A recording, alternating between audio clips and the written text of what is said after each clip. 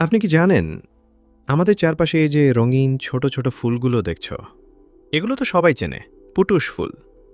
কিন্তু অবাক করার মতো সত্যি হলো, আজ যেই ফুলগুলো আমরা রোজ দেখি, ২০০ বছর আগে ভারতের জঙ্গলে, মাঠে, পথের ধারে কোথাওই এই ফুলের অস্তিত্ব ছিল না। হ্যাঁ, পুটুস ফুল আসলে ভারতীয় নয়, এটা দক্ষিণ আমেরিকার ফুল। ইংরেজরা বাগান সাজানোর জন্য আর শো প্ল্যান্ট হিসেবে এই গাছ ভারতে এনেছিল।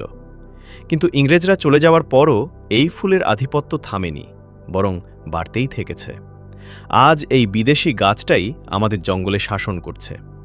এমনকি ভারতের টাইগার রিজার্ভের প্রায় ৪০% এলাকা এই ল্যান্টানা কামারা দিয়ে ঢাকা পড়েছে, জঙ্গলটাকে নিজের দখলে নিয়ে ফেলেছে। ল্যান্টানা কামারা এত ঘন ঝোপ তৈরি করে যে নিচে আলো পৌঁছায় না, ফলে দেশি গাছের চারা বাঁচতেই পারে না। ধীরে ধীরে পুরো বন একটাই গাছে ভরে যায়, তার ওপর মাটিকে শক্ত করে দেয়, বন্যপ্রাণীর খাবার কমিয়ে দেয়। আর আগুন লাগলে এই গাছ আগুনকে আরও দ্রুত ছড়াতে সাহায্য করে। ভাবুন তো, শুধু সাজানোর জন্য আনা একটা ফুল আজ পুরো জঙ্গল দখল করে ফেলেছে, আর নীরবে ধ্বংস করছে আমাদের প্রকৃতি।